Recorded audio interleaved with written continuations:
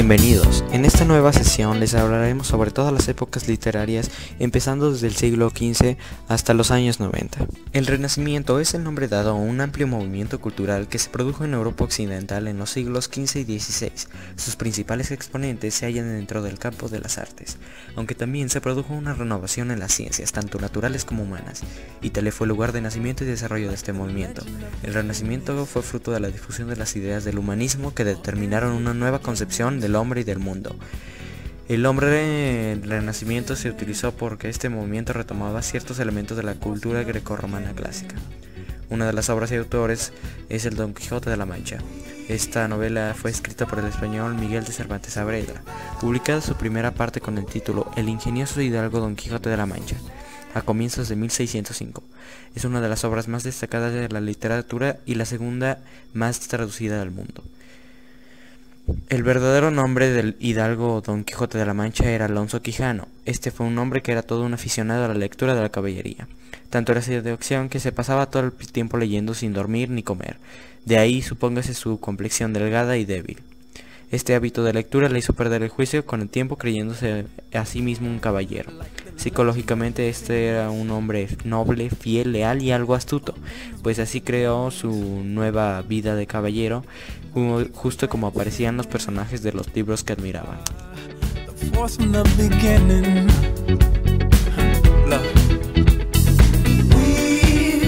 Góngora rompió con todas las distinciones clásicas entre género lírico, épico e incluso satírico. La fábula de Polifemo y Galatea se destacó por su extraordinaria originalidad, tanto temática como formal. Las críticas llovieron sobre estas obras, en parte dirigidas contra la metáfora extremadamente recargada y a veces incluso indecorosa para el gusto de la época, en un rasgo típico del barroco, pero que también suscitó polémica.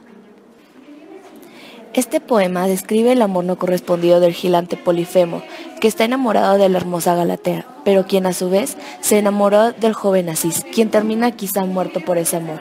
En el caso de Polifemo, se trata del desamor, desengaño y tristeza que se siente en no ser correspondido, tal vez por feo, tosco, salvaje y cruel, aunque trabajador. En el de Galatea, primeramente, la impotencia y el miedo de que muchos la acosen debido a su hermosura, pero que nadie le agrade, y cuando por fin encuentra a alguien a quien amar, termina por perderlo.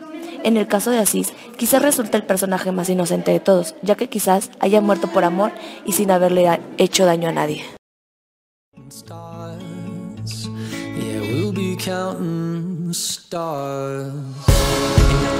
Es un estilo artístico y sobre todo literario emparentado con el realismo, basado en reproducir la realidad con una objetividad documental en todos sus aspectos, tanto los más sublimes como los más vulgares. Su máximo representante, teorizador e impulsor, fue el escritor Émile Zola, que expuso esta teoría en el prólogo a su novela Thérèse de Requiem, y sobre todo en Le Roman experimental, que surgió en el siglo XIX. Una de las obras y autores es La fortuna de los Rougon de Émile Zola, y la historia comienza con Adelaida Touque, hija de campesinos acomodados que vive en una ciudad de la región de Provenza llamada Plaisance. Adelaida se casa con un jardinero empleado de la familia Rougon, con quien tiene un hijo, Pierre.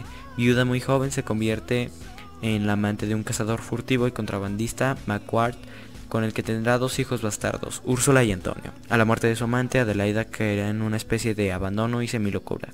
El hijo mayor de Adelaida, Pierre, que va a personificar la ambición de ganancia y de poder, reniega su condición de campesino y se convierte en un pequeño comerciante burgués gracias al matrimonio interesado con la felicidad Puech.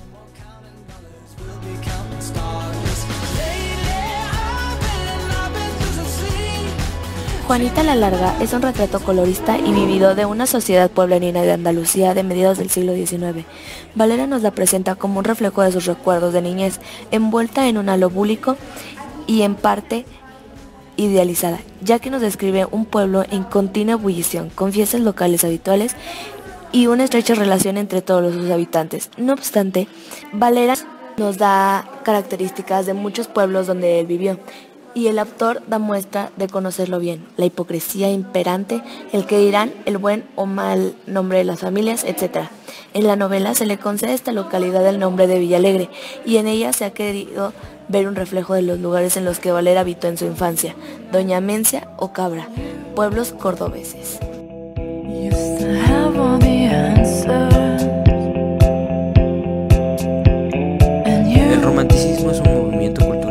romántico originado en Alemania y Reino Unido, a finales del siglo XVIII como una reacción revolucionaria contra el racionalismo de la Ilustración y el clasicismo, confiriendo prioridad a los sentimientos. Su característica fundamental es la ruptura con la tradición clasista basada en un conjunto de reglas estereotipadas. Una de las obras y autores es El traidor inconfeso y mártir, el cual es de José Zorrilla, publicado en el año de 1849. Trata sobre el rey Sebastián I de Portugal, el cual intenta empezar una nueva vida como panadero, huir del monarca español Felipe, quien quiere asesinarle, ya que es una amenaza para su soberanía al trono de Portugal. Fue una de las obras que más estimó su autor.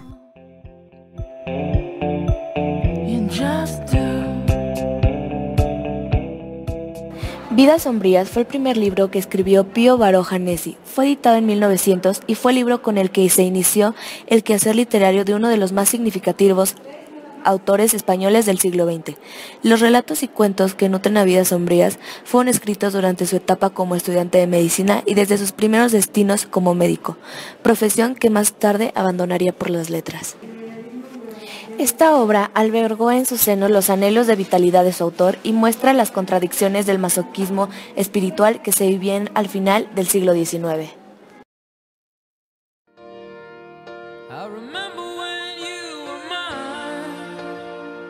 La generación de 1914, también llamada novecentismo, es una etiqueta historiográfica que designa un grupo generacional de escritores españoles intermedio entre las generaciones de 1898 y 1927. El término fue acuñado por Lorenzo Luciérrega, pedagogo y miembro de la Liga de Educación Política, en un artículo de 1947 donde reseña las obras completas de José Ortega y Gasset. Una de las obras de autores es El obispo leproso de Gabriel Miró. Es una obra basada en un pueblo real llamado Orihuela. La historia se desarrolla lentamente en el pueblo imaginario de Olesa, en el que el obispo de la Compañía de los Jesuitas padece lepra. En la obra podemos ver cómo se describe detalladamente a los personajes, así como sus casas, calles del pueblo, colegio de jesuitas. Se encuentran también las historias que suceden dentro del pueblo, los cotilleos de la gente, la llegada al ferrocarril, la llegada al gran casino. Aparece también detalladamente cómo era la sociedad de la época, vestimentas, supersticiones, creencias, tradiciones, etc. En general sucede en torno a Pablo. Se cuenta su historia, crecimiento y romance con María Fulgencia.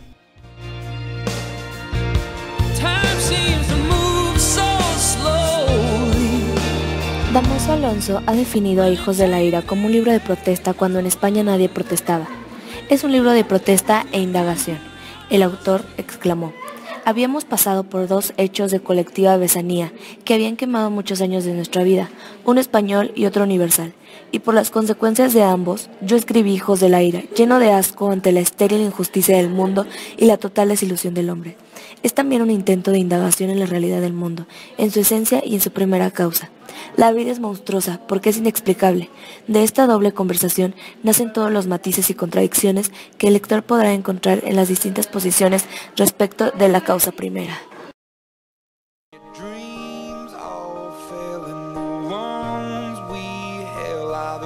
La generación del 36 es una promoción de 1936 o primera generación de posguerra, el cual es un movimiento literario formado en España por escritores, poetas y dramaturgos de la época de la Guerra Civil Española que se dio entre los años 1936 y 1941.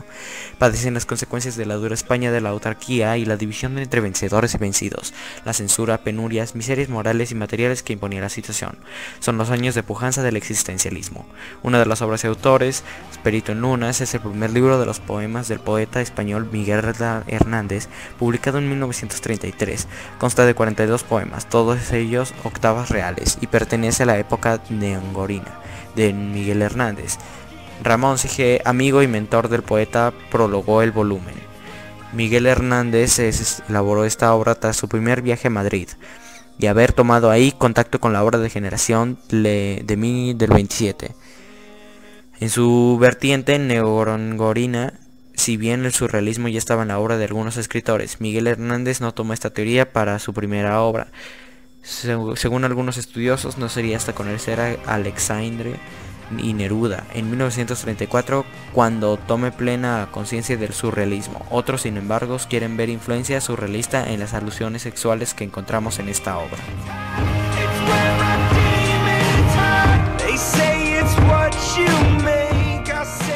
Los 40 fue la década que empezó el 1 de enero de 1940 y terminó el 31 de diciembre de 1949. La Segunda Guerra Mundial marcó como ningún otro acontecimiento la década de 1940 y el siglo en general. Al igual que en 1914, la guerra se extendió en diversos continentes, aunque este conflicto fue mucho más sangriento y modificó el mundo de una manera más radical. En 1945, al final de la guerra, Alemania había sufrido enormes pérdidas humanas y materiales, al igual que Japón. Una de las obras de autores es La vida de León Felipe, que está partida en dos por la guerra civil y la salida hacia el exilio. Ganarás la luz, este es un libro escrito desde la condición del desierto. En palabras del mismo poeta, es una autobiografía poemática, una antología biográfica, la vida poética del hombre.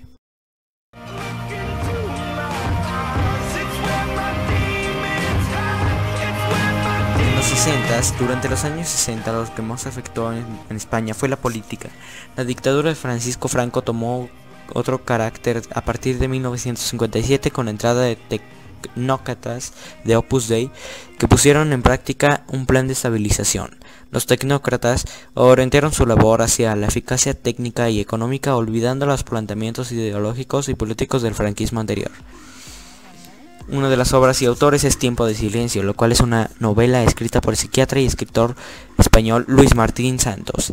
Es su única novela a causa de su prematura muerte en un accidente de tráfico de 1964. Sin embargo, dejó acabada otra obra, Tiempo de Destrucción, y en 1970 se publicaron varios relatos suyos bajo el título de Apólogos. Esta novela única ha servido para situar al autor en un lugar muy destacado en la historia de la literatura en español y está considerada como elemento clave de la evolución de la literatura española del siglo XX. Su fecha de publicación en 1962 se considera como un año de inflexión que abre un proceso de cambio en las letras españolas. Fue incluida en la lista de las 100 mejores novelas en español del siglo XX del periódico español.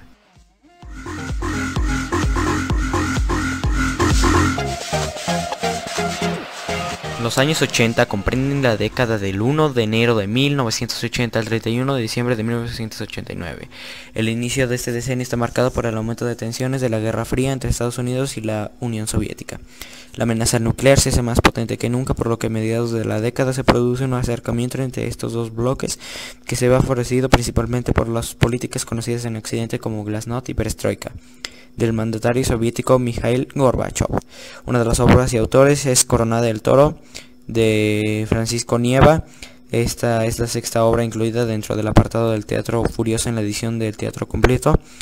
Nieva terminó de escribir la versión definitiva en esta obra en 1974.